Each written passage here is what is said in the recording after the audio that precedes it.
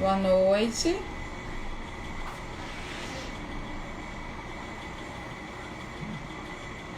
Boa noite, Sueli. Já está aqui na sala. Só um minutinho enquanto nossos amigos entram. Só esperando a nossa amiga Kate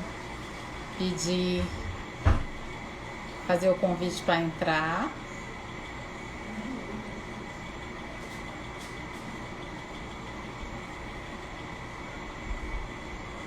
Boa noite, Sueli. Boa noite, Ireceu, Igor. Grupo Mãos Amigas entrou. Me faz o convite, Kate, para eu entrar. Tá aqui já.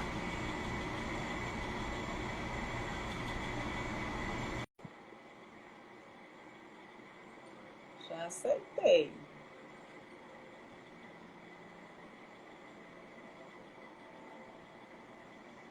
Pronto, já estamos as duas aqui. Então vamos começar a nossa live, né? Então, de início, nós vamos ler uma mensagem, seguida a prece e posteriormente a prece, a nossa conversa da noite de hoje. A mensagem se diz Tudo Passa. É uma mensagem do Chico Xavier que todos vocês devem conhecer, mas é uma mensagem que eu gosto muito. E para esses dias, né, difíceis que já se arrastam aí há um ano, eu acho que é uma mensagem bem oportuna. Nos diz assim: tudo passa. Todas as coisas na terra passam. Os dias de dificuldade passarão. Passarão também os dias de amargura e solidão. As dores e as lágrimas passarão. As frustrações que nos fazem chorar, um dia passarão. A saudade do ser querido que está longe passará. Os dias de tristeza, dias de felicidade, são lições necessárias que na terra passam deixando no são lições necessárias que na terra passam, deixando no espírito imortal as experiências acumuladas. Se hoje para nós é um desses dias repleto de amargura, paremos um instante, elevemos o pensamento ao alto e busquemos a voz suave da Mãe amorosa a nos dizer carinhosamente: isso também passará. E guardemos a certeza, pelas próprias dificuldades já superadas, que não há mal que dure para sempre. Semelhante à enorme embarcação, que às vezes parece que vai só sobrar. Dias de turbulência, das turbulências de gigantescas ondas. Mas isso também passará, porque Jesus está no leme dessa nave e segue com um olhar sereno de quem guarda a certeza de que a agitação faz parte do roteiro evolutivo da humanidade e que um dia também passará. Ele sabe que a Terra chegará a porto seguro, porque esta é a sua destinação. Assim, façamos a nossa parte, o melhor que pudermos, sem esmorecimento, e confiemos em Deus, aproveitando cada segundo, cada minuto, que por certo também passará. Tudo passa, exceto Deus. Deus é o suficiente. Então, com essa prece do Chico, né, que chega até nós pela mediunidade bendita do Chico, vamos fazer a nossa prece de abertura. Quem desejar pode fechar os olhos, como uma forma de nos interiorizarmos melhor, de nos enxergarmos, de nos colocarmos a serviço da espiritualidade amiga, dos bons espíritos amigos, que tanto fazem por nós. Jesus amado, nós te damos graças, Senhor, por estarmos aqui hoje, na noite de hoje, com saúde, quando tantos dos nossos irmãos, nesses últimos tempos, não a possuem. Senhor, nos abençoa, protege os nossos lares, nos ajuda, Senhor, a enxergarmos as lições que Tu queres nos ensinar através de todas as provas que enfrentamos. Nos ajuda a seguirmos firmes no teu caminho, que possamos ter forças e sabedoria para superar todos os obstáculos que possam aparecer no nosso caminho. Fica conosco, Senhor, hoje e sempre. Assim seja. Então, o convite, primeiro quero agradecer o convite ao nosso lar, ao Centro Espírita Nosso Lar, que sempre nos chama, né, para uma conversa, para um pouquinho de discussão sobre o Evangelho de Jesus, sobre as lições, né, que Kardec também nos legou e que tantos ensinamentos nos trazem, né? A gente costuma dizer que o ouvido mais perto da boca é o nosso, é o de quem está falando, né? Então, as lições, elas chegam primeiro para nós. O tema que nos foi proposto na noite de hoje foi: há espíritos, o que são, onde estão e o que fazem. A gente começa a nossa fala colocando que essa ideia do espírito, ela é inata no homem. Nós a trouxemos conosco.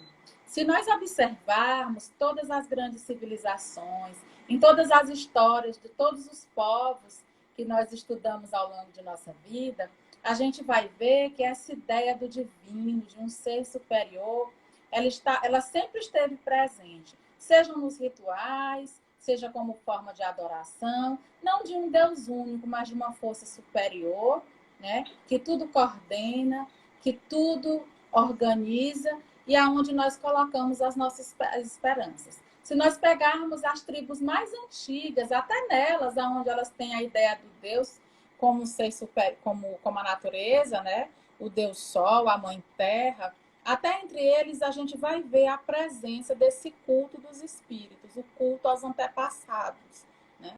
Quando eles fazem aqueles rituais como forma de invocação dos antepassados, para curar doenças, para serem intuídos, para receberem conselhos, essa é uma crença no espírito, no que existe além da nossa matéria, né?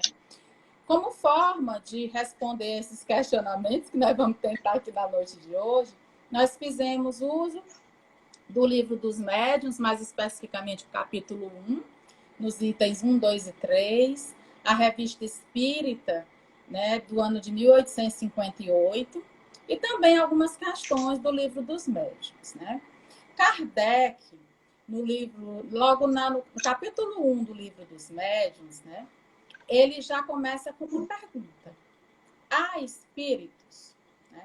Essa é a pergunta que existe lá no capítulo 1, logo na introdução dos livros dos médiuns. Ou seja, existem espíritos. E aí ele vai discorrendo com todo um arrazoado, onde ele vai buscar chegar a uma explicação lógica e racional da possibilidade da existência dos espíritos, da sua individualidade e da possibilidade de comunicação dele com os homens. Na Revista Espírita, de 1858, na página 27, Kardec também faz uma observação extremamente importante para nos ajudar, né, para nós que estudamos a realidade espiritual na qual nós estamos inseridos, né, ele diz assim, que estudar, né, a natureza do espírito é estudar o próprio homem, ou seja, os espíritos somos nós mesmos, né? Seja encarnados, seja desencarnados, né? O que nós mudamos é apenas de morada, né? O que nós mudamos é a nossa roupagem de nos apresentarmos nessas diferentes dimensões, que de acordo com a dimensão que nós estamos, essa roupagem se apresenta de uma forma diferente, né?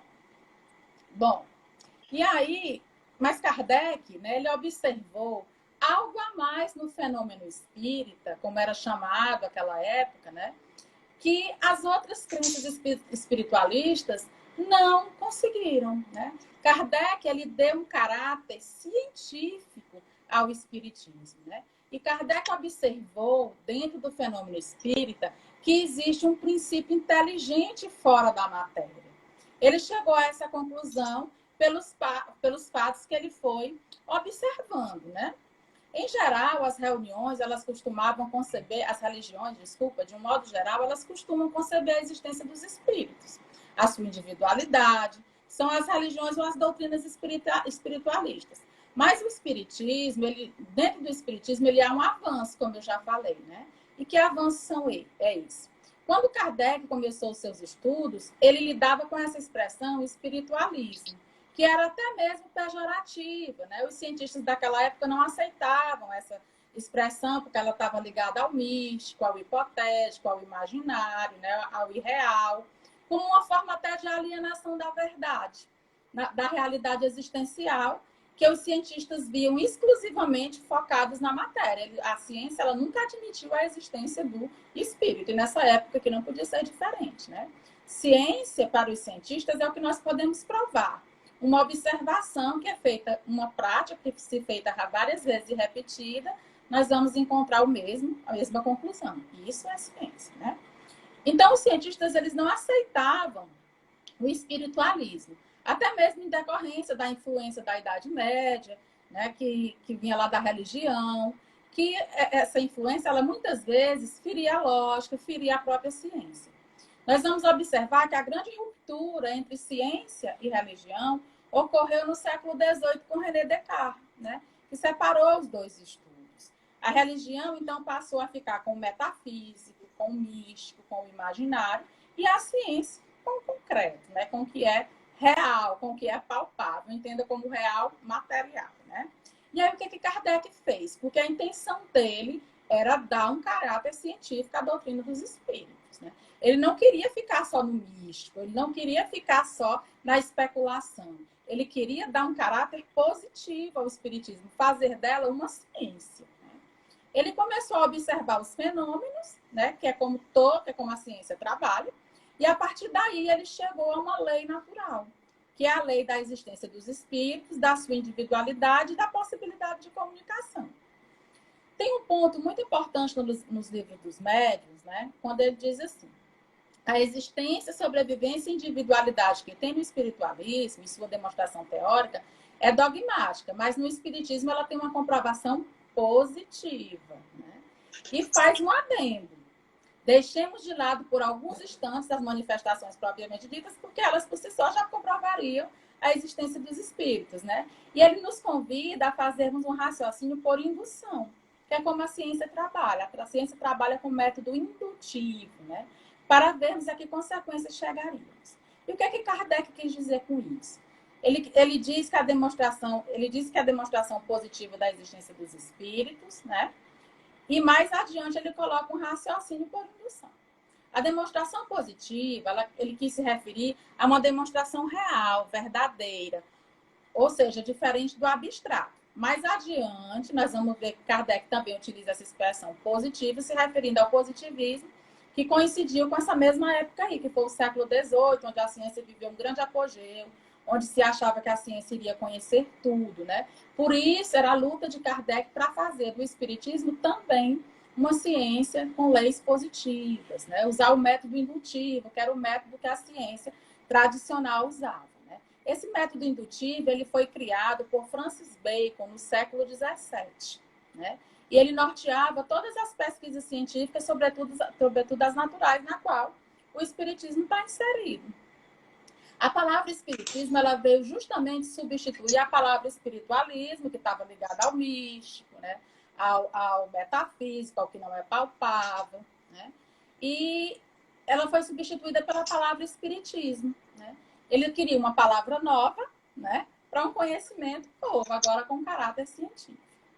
Kardec usa um método que já era bastante aceito, né? Que é o método indutivo academicamente, para se chegar a uma conclusão. Ou seja, um método indutivo trabalha assim, observando o fenômeno, as ocorrências, a repetição desse fenômeno para se concluir uma lei geral. Então, o que Kardec fez?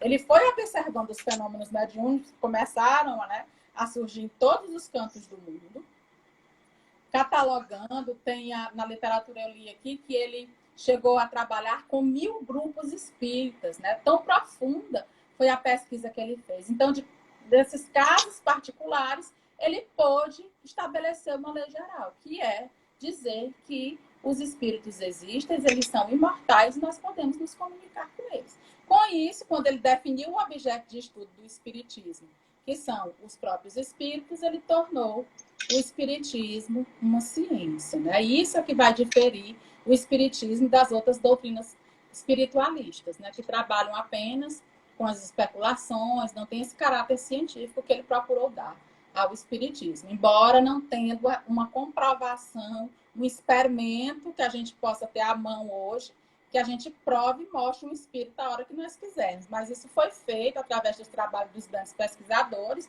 através das reuniões de materialização, onde inúmeras vezes se tem fotos, se comprovou a existência desses espíritos, ou seja, se provou a existência de um princípio inteligente fora do corpo material, que sobrevive à morte do corpo físico, né?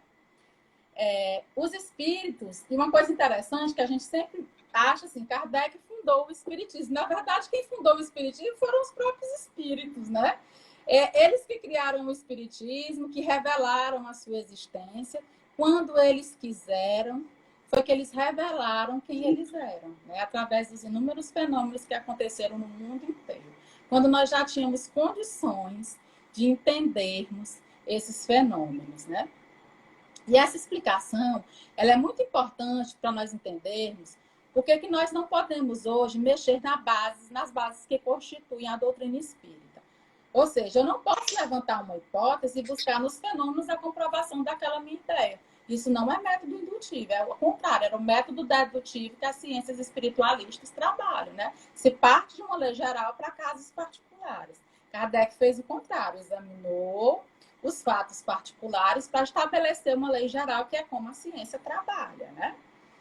Então, por isso é que hoje muitas pessoas tentam modificar as ideias do espiritismo com fatos particulares, com achismos, né, sem base científica. Então, por isso é que é muito difícil, a não ser que hoje os espíritos resolvessem nos revelar algo mais, né? E aí a gente pudesse estudar novamente esses fenômenos e alterar as bases que quando Kardec fundou a doutrina dos espíritos, né? Se diz muito que o espiritismo é uma doutrina progressista, mas o que a gente vê muito são achismos, né? Opiniões pessoais e particulares de algumas pessoas tentando modificar aquilo que Kardec tão bem codificou, tão bem testou, tão bem estudou e tão bem formulou, né? A pesquisa de Kardec, ela foi muito profunda, foi complexa, para que hoje nós possamos, nós tenhamos que reduzi-la ao talante de nossa própria vontade, né? Que é o que a gente vê hoje em dia, né? Então, a partir daí, ele chegou à conclusão, né, depois de observar esses fenômenos, que o espírito, ele tem uma individualidade, ele tem uma existência e ele sobrevive depois da morte, né? E ele utilizou a palavra espírito para designar esse ser que sobrevive, que existe, que tem uma individualidade após o desencarne, né? No livro dos Espíritos, né, Kardec nos fala sobre a natureza dos espíritos na questão 76. Ele pergunta assim para os espíritos: que definição se pode dar aos espíritos? Aí os espíritos respondem: pode-se dizer que os espíritos são seres inteligentes da criação que povoam o universo fora do mundo material, né? Então, os espíritos nomearam que eles e nós, né, somos os seres inteligentes da criação. Os únicos seres inteligentes da criação são os espíritos, né? E aí, na questão 82, ele insiste com os amigos espirituais, com a falange dos espíritos, do Espírito da Verdade. Será certo dizer que os espíritos eles são imateriais? Qual é a constituição desse espírito? Será que é a mesma constituição nossa, do nosso corpo material? Né? E aí os espíritos respondem: como se pode definir uma coisa quando se faltam termos de comparação, como a linguagem deficiente? Kardec dá mais uma nota. Dizemos que os espíritos são imateriais porque diferem de tudo aquilo que nós conhecemos como matéria. Então, os espíritos dizem que a nossa linguagem faltam caracteres, ainda é muito pobre, para que eles possam nos explicar e nos definirem a composição material, né, desse fluido que forma o próprio espírito, né? E aí, com isso, Kardec, né, quando ele diz que existe um princípio inteligente fora da própria matéria, ele diz que existem dois elementos, né, gerais no universo. Um elemento inteligente, formado pelos espíritos, né, e um elemento material. Os espíritos são a individualização do princípio inteligente, enquanto que a matéria é a individuação do princípio material. Então, aqui a gente trabalha por exclusão, né? O que não tem inteligência é matéria. O que tem inteligência é espírito. Né? E assim, nós conseguimos estabelecer esses dois elementos gerais. O espírito atua sobre a matéria. Mas o momento, os espíritos nos dizem também que o momento em que aquele princípio inteligente, porque no início nós éramos princípios inteligentes, o momento, né, em que esse espírito, porque nós estagiamos nos diversos reinos, né, até chegar um momento em que nós deixamos de ser princípio inteligente e viramos espíritos com E maiúsculo, espíritos com uma individualidade, né, que passamos a estagiar no reino animal. Ganhamos uma coisa mais importante, a nossa consciência. Mas aí esse momento, como aconteceu essa mudança, né? Kardec, os espíritos nos dizem que é um mistério, né? Que é desconhecido. Né? Mas, se nós analisarmos bem, esse mistério, na verdade, ele só comprova e nos fala da natureza de um ser que nós chamamos de Deus, que é a inteligência suprema do universo, causa primeira de todas as coisas, né? Por quê? Dizer que esse momento aí, em que o espírito, o princípio inteligente se individualizou e passou a ser espírito com E maiúsculo, foi obra do acaso, né? Nós estaríamos desmerecendo a nossa própria inteligência, porque só pode nos dar inteligência um ser que também é inteligência, né? E do qual nós chamamos de Deus, né? A inteligência suprema do universo. Na Revista Espírita, em 1858, né, Kardec nos diz assim: os espíritos, eles atestam a sua presença de diversas maneiras. Aonde estão esses espíritos? A gente já conceitou, já respondeu a primeira pergunta, né? Há espíritos? Já dissemos o que eles são, né? São os seres inteligentes da criação, né?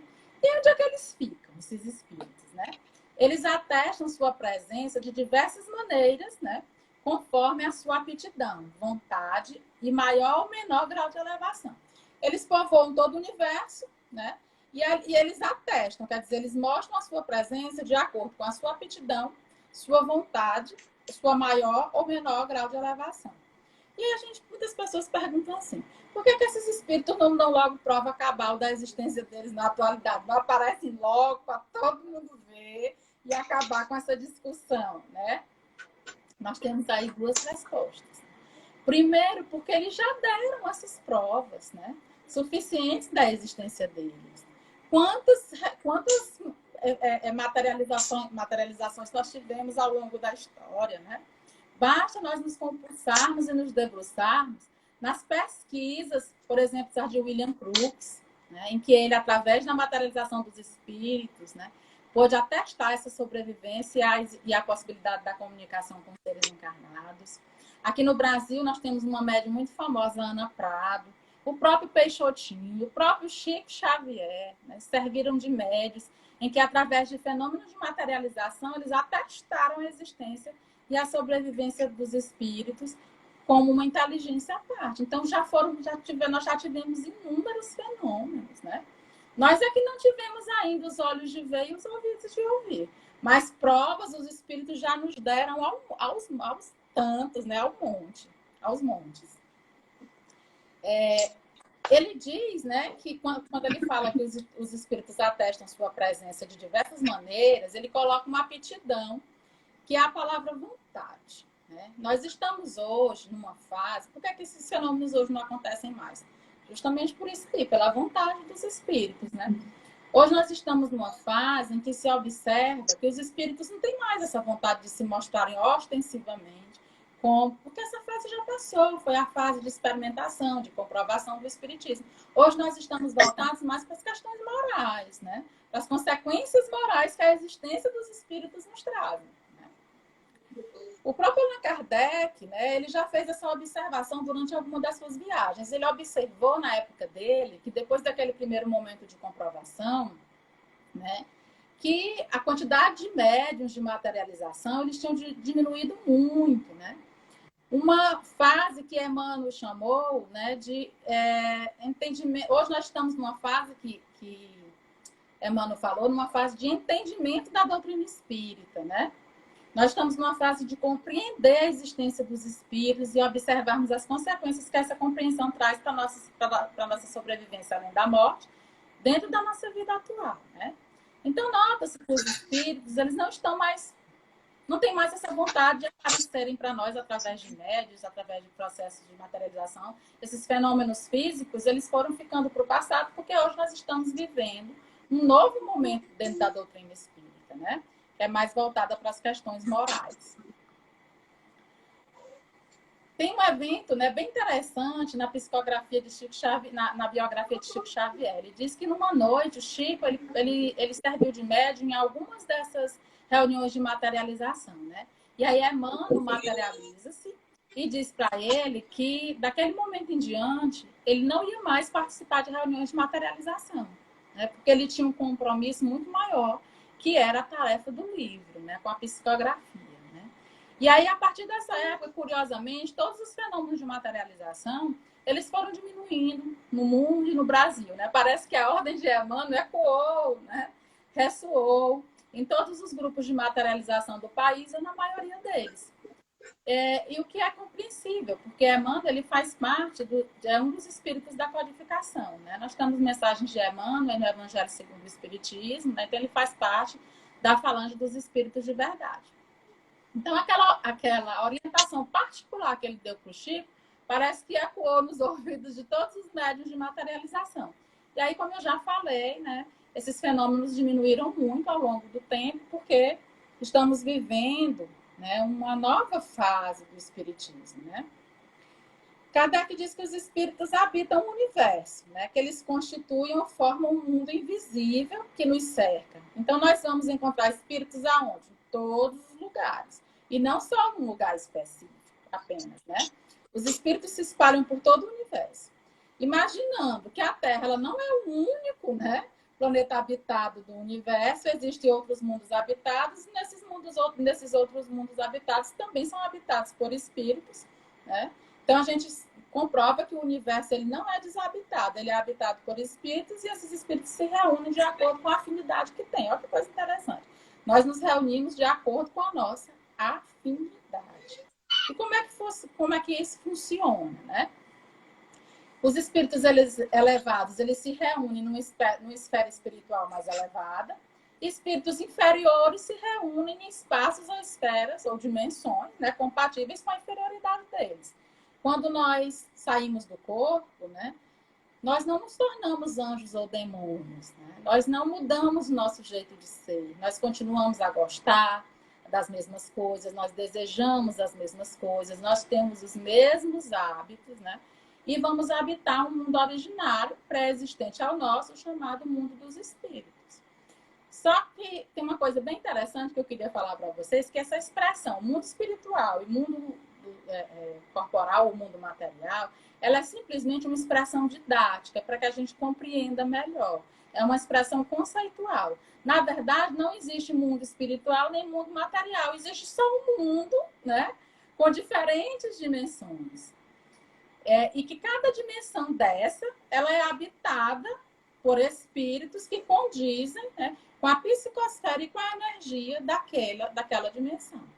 Por que é que nós não conseguimos nos vermos, né? Por exemplo, aqui nesse momento eu posso estar rodeada de espíritos. Não estou vendo. Primeiro, porque eu não tenho evidência, né? Segundo, porque esses espíritos que estão aqui coabitando junto comigo o mesmo espaço, eles estão existindo em outra dimensão. Que os meus sentidos, que são muito pobres ainda, os meus sentidos sensoriais, não conseguem visualizar esses espíritos, né? No mundo espiritual, um espírito inferior, ele não consegue ver um espírito elevado, porque a vibração dele é muito mais baixa. Eles vibram em energias diferentes, energeticamente diferentes, né? Quando eu não vejo um espírito do meu lado, porque nós, né, devemos pensar numa unidade universal, num mundo só, mas escalonado com dimensões, né, que variam ao infinito. Essas dimensões, elas são infinitas, né? E que cada espírito habita a dimensão conforme o seu grau evolutivo. Somente os espíritos superiores veem os inferiores não conseguem visualizar os superiores, né? Os superiores baixam a sua vibração, né? Para conseguirem ter acesso aos irmãos mais necessitados. A gente viu isso em nosso lar, né? Quando o André Luiz conseguiu chegar no nosso lar, né? Ele foi encontrar com a mãe, né? Mas ele não pôde ir para onde a mãe estava, que já era num local espiritual muito mais elevado. Então ela teve que descer, rebaixar a sua energia espiritual, que já era bem elevada, para conseguir se tornar visível e tangível para o filho, né? Então, um espírito superior, ele consegue fazer isso, baixar a sua vibração para que nós o vejamos. Mas nós, espíritos ainda inferiores, não conseguimos ver um espírito de uma grande envergadura espiritual ainda, né? Nós ainda não temos esses olhos de ver, né? Iremos ter à medida que nós crescermos em moralidade e evoluirmos, né? Bom, então nós precisamos, né, superar esse dualismo e mudar a nomenclatura de mundo material e mundo espiritual, como eu já falei. O que existe é um mundo só, com dimensões diferentes, com espíritos, né, que condizem em cada faixa vibratória dessa, mas o mundo é um só, né? E espíritos diferentes habitam cada dimensão dessa de acordo com a vibração específica de cada local, né? E o que é que acontece conosco depois que nós desencarnamos? Como vai ser a nossa estada no mundo espiritual se nós nos reunirmos por afinidade, né? Bom, nós vamos para o local aonde a nossa energia permitir, né? Vai depender do tipo de existência que eu vou ter na vida material. A gente já viu aqui que quando a gente desencarna, a gente não vira outra pessoa.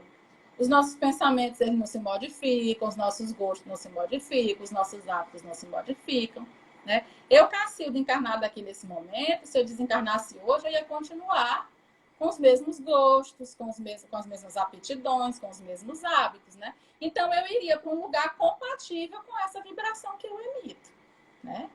As nossas companhias, elas nos são dadas por afinidades, através dos nossos pensamentos e ações, né?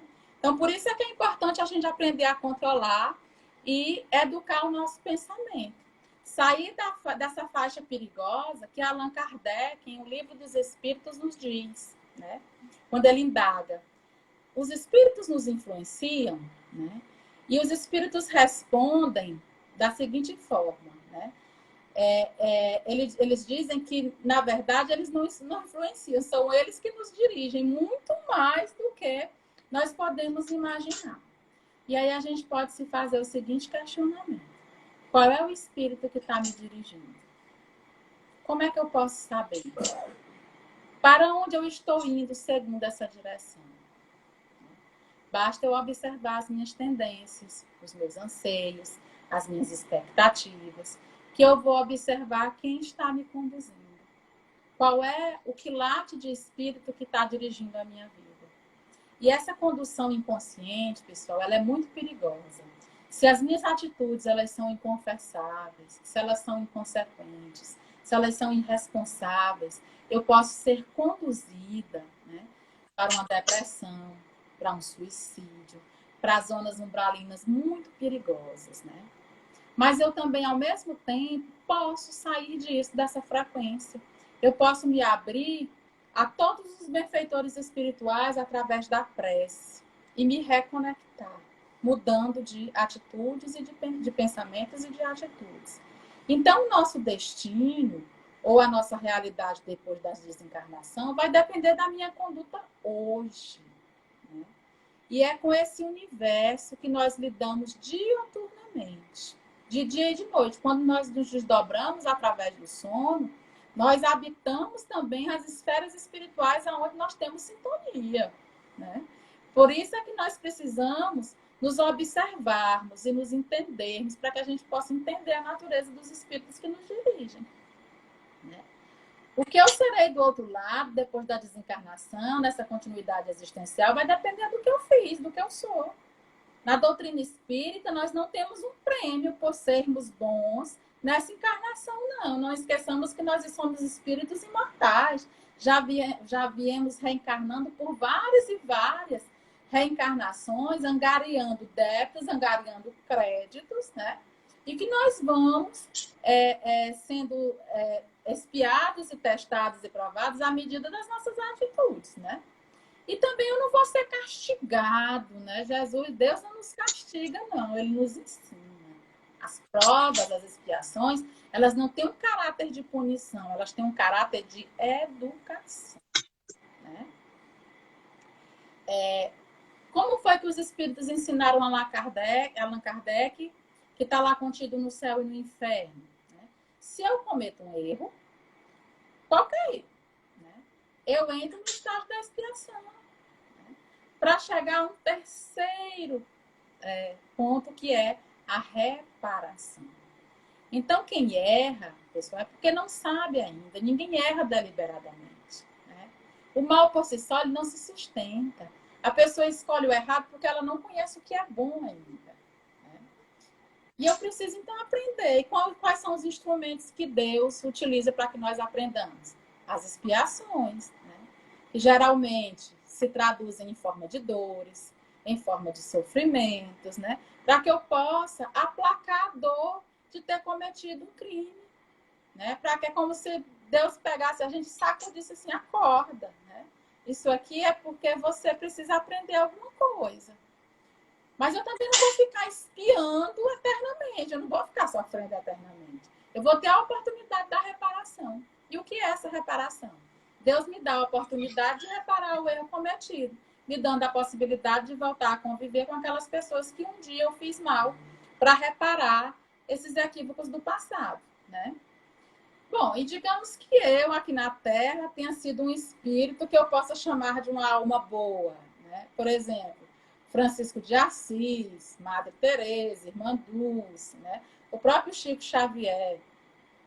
Como é que vai ser a vida deles depois da desencarnação, se eles não têm nada mais para expiar? Né? Eles têm uma outra oportunidade chamada de provação. Quando eu tenho uma vida abnegada aqui na Terra e eu saio daqui, Deus me oferece novas provas. Como aquele aluno estudioso, né? Que no final do ano ele faz a prova para passar para um ciclo superior. E assim também acontecem com os bons espíritos. Não existe inatividade. A gente às vezes tem uma ideia de que quando a gente é bom não tem mais nada para espiar, a gente vai ficar deitado, né? Na inatividade, sem nada fazer. Não, né? Não existe inatividade na obra de Deus, existe trabalho. Né? Então, o espírito que tenha tido uma vida exemplar, ele terá novas provas. Para quê? Para chegar, para evoluir, né? Para chegar a amplitude, ou alto mais ponto da sua elevação espiritual. Para se tornar um anjo bom, né? Se tornar um dos mensageiros de Deus. E assim ajudar o Pai no atendimento das almas que continuam a sofrer na Terra ou fora dela, né? Porque existem espíritos em todos os lugares do universo, né? Foi por isso que Chico Xavier, uma certa vez, ele nos deu a informação de que o Dr. Bezerra, ele foi convidado para habitar planos mais superiores, esferas mais superiores, né? Onde ele teria outras provas, outros desafios para o seu progresso contínuo. E ele preferiu ficar aqui, tendo suas provas aqui na Terra mesmo. Abriu mão de uma esfera superior para nos ajudar no nosso progresso. Porque um dia nós também alcançaremos a perfeição. Quando Deus nos fez simples e ignorantes, quando nós ainda éramos princípio inteligente, estagiando naqueles diversos reinos, Ele nos fez com uma destinação, que é a perfeição. E um dia nós vamos adquirir essa perfeição. Vai demorar muito? Vai depender de cada um. Né? A gente pode atrasar esse processo? Pode. Né? Através dos nossos equívocos. Mas se uma coisa que é inexorável na nossa vida é que nós vamos adquirir essa perfeição. Uns vão chegar mais rápido? Vão. Né? Outros vão chegar mais atrás? Vão, mas todos chegarão. Né? Então, essa compreensão de quem nós somos, né, de que nós continuaremos a ser quem somos depois da desencarnação, ela é fundamental para que busquemos a nossa espiritualização ainda na Terra.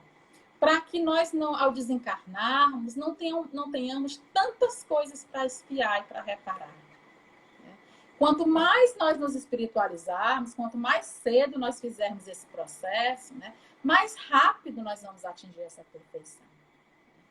Emmanuel, numa mensagem belíssima intitulada Um Século de Espiritismo, que está lá na Seara dos Médios, no livro A Seara dos Médios, ele diz uma coisa bem interessante que fala sobre tudo isso que nós falamos na noite de hoje, né? Ele diz assim, ó, não vou ler a mensagem toda, tirei só alguns trechos para a gente comentar e pontuar em cima daquilo que nós falamos. Num século inteiro de atividade espírita, temos visto a ciência procurando apaixonadamente as realidades do espírito. Provas indiscutíveis, né? Sempre foram nos ofertadas pelos benfeitores espirituais. E ele cita Wallace, Zollner, Crookes, Lombroso, né? Lodger, Myers, grandes estudiosos que provaram a existência dos espíritos.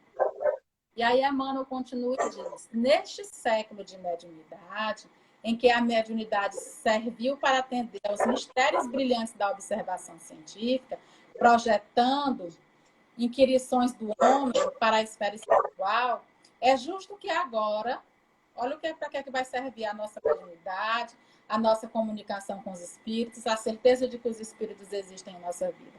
Eles vão servir agora para atender às necessidades morais da Terra, carreando avisos da esfera espiritual para o homem, né? Portanto, minha gente, os espíritos querem agora, né, com as palavras aí de Emmanuel, é que nós busquemos as consequências morais de saber que os espíritos existem. E que eles somos nós, esses espíritos somos nós que estamos reencarnando há vários e vários séculos. Já podemos, com certeza, de outros planetas, né? Dos mundos primitivos. Hoje habitamos um planeta de provas e expiações. Daqui a algum tempo iremos para o mundo de regeneração, até chegar nos mundos ditosos e felizes. Né? Para que tudo isso? Para que nós tenhamos um mundo melhor, tanto para encarnados como para desencarnados. E para isso, eu preciso me reconhecer. Eu preciso me aceitar, porque nem sempre quando a gente olha para dentro de cada um de nós, a gente fica feliz com o que encontra. Mas eu preciso acolher quem eu sou. Eu preciso aceitar quem eu sou para que eu possa dar o primeiro degrau nesse processo de mudança. Se eu nego a mim mesma o tempo inteiro, como eu vou fazer a tão sonhada reforma íntima? E eu preciso me transformar interiormente para melhor. Né? É essa a consequência moral do espiritismo. Né? É isso que Kardec, né, que os bons espíritos tentam nos dizer. Os espíritos existem, somos nós. Né? Nós não somos um corpo físico vivendo uma experiência espiritual, nós somos espíritos experimentando uma experiência corporal, como forma de crescimento, como forma de burilamento interior, como forma de ascensão espiritual, como forma de educação, como forma de nos tratarmos, como forma de nos reconhecermos, de crescermos, para que a gente possa seguir o caminho do Cristo, né? E aí, com isso, pessoal, a gente responde aqueles questionamentos lá do início, né? Porque há espíritos, sim, há espíritos, somos nós. Quem eles são? Nós mesmos, né? Quem são eles? Os seres inteligentes da criação. Né? Onde é que eles ficam? Em todos os lugares do espaço. E o que é que eles querem? O que é que nós queremos? Né? Queremos, através das reencarnações sucessivas, atingir a nossa elevação espiritual. Afinal, como eu já disse antes, nós fomos feitos e destinados para a perfeição. Quando Jesus diz, deixai brilhar a vossa luz, né? Ele quer nos dizer que esse trabalho de deixar brilhar a própria luz interior é um trabalho que requer esforço, burilamento espiritual, né? Desenvolvimento das virtudes, né? O fato de eu ser filha de Deus não vai me dar essa divindade só por filiação paternal, não. Né? É conquista, é trabalho. Né? E quando nós nos reconhecemos como espíritos imortais que somos, a gente consegue ver o peso da responsabilidade das nossas ações. Porque se eu acredito somente que eu vivo, só tenho essa vida e que quando eu vou terminar aqui acabou, para que eu vou ser uma pessoa melhor? Por que eu vou lutar para crescer moralmente? Se depois disso daqui o que existe é o nada. Né? Mas quando a gente descobre, né, que nós não morremos, né, que nós somos espíritos que já estamos indo e voltando há vários e vários séculos, quando a gente se descobre, né, herdeiros de nós mesmos, né, cai a nossa ficha e a gente entende, né, que tudo aquilo que nós fizermos, né, vai ser um ponto a favor ou contra nós. Né? E que coisa mais libertadora é a gente descobrir que nós somos o ponto de partida e o ponto de chegada. A minha vida de amanhã depende do que eu estou fazendo hoje. O que eu plantar hoje, amanhã vai florescer. Amanhã eu irei colher. Então, como diz aquele ditado tão bem colocado, né? A semeadura é opcional, mas a colheita ela é obrigatória. A gente não foge disso. E uma coisa, essa para mim é a coisa mais bela do Espiritismo, né? Essa capacidade de libertação que ele nos dá, de sabermos que a nossa vida ela não está entregue na mão de um Deus que castiga, que pune. Não. Né? A nossa vida, quem constrói somos nós mesmos. Deus, quando nos deu o livre-arbítrio, ele fez e nos deu a inteligência, nós somos os seres inteligentes da criação de Deus, os únicos seres inteligentes. Ele nos deu para que nós usássemos essa inteligência a nosso favor. Né? Porque se tudo Deus resolvesse por nós, nós seríamos marionetes nas mãos dele, né? Brincando de mover os bonequinhos. Não, nós temos liberdade, nós temos livre-arbítrio, né? E não esqueçamos jamais que a maior obra que nós viemos fazer aqui foi a nós mesmos. Né? Essa é a maior obra que cada um tem na sua mão, se construir. E se construir da melhor forma possível. E a gente só toma consciência disso quando descobre que nós somos espíritos e espíritos imortais, né? Herdeiros de nós mesmos e que nós herdaremos amanhã o que nós plantarmos hoje. Então, uma boa noite a todos. Agradeço demais o convite, né? Dizer que o nosso lar é uma casa muito querida. Eu já estou com saudade de ir lá todas as terças-feiras, quando eu sou convidada presencialmente. Mas, se Deus quiser, em breve nós estaremos todos juntos novamente, como nós gostamos, né? Nos abraçando, sentindo esse calor humano que tanto nos faz bem. Né? Então, muito boa noite. Vamos fazer a nossa prece de encerramento da noite de hoje. Um grande abraço aos amigos que nos ouviram através do Instagram,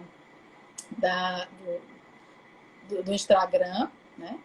E eu convido vocês, né, a, mais uma vez, quem desejar, fechar os olhos para a gente fazer a nossa prece de encerramento. Senhor Jesus, graças te damos, Senhor, pelos teus ensinamentos em nossas vidas, por nos acolher, Senhor, como somos, espíritos ainda tão imperfeitos, engatinhando na vida moral. Tantas quedas, Senhor, temos angariado ao longo de nossas vidas, mas Tu, como um Pai amoroso, nos levanta como se nos dissesse: vem, meu filho, eu estou do teu lado, te ensinando a caminhar. Obrigada, Pai, por desde os primeiros passos que damos, sentirmos a Tua presença amorosa em nossas vidas, por nunca nos abandonar e, sobretudo, por nos amar como somos. Tu não esperas nós sermos perfeitos para nos amar.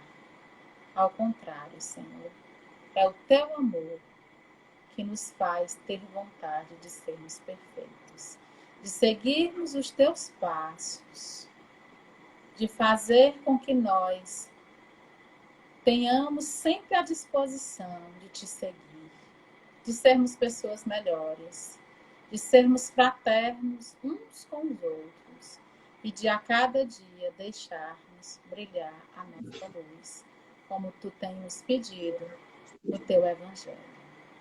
Nos abençoa, abençoa todos os nossos irmãos que nesse momento nos ouvem, nos dá paz interior, Senhor, saúde, disciplina e força, Senhor, para sermos sempre os homens de bem que Tu nos pede.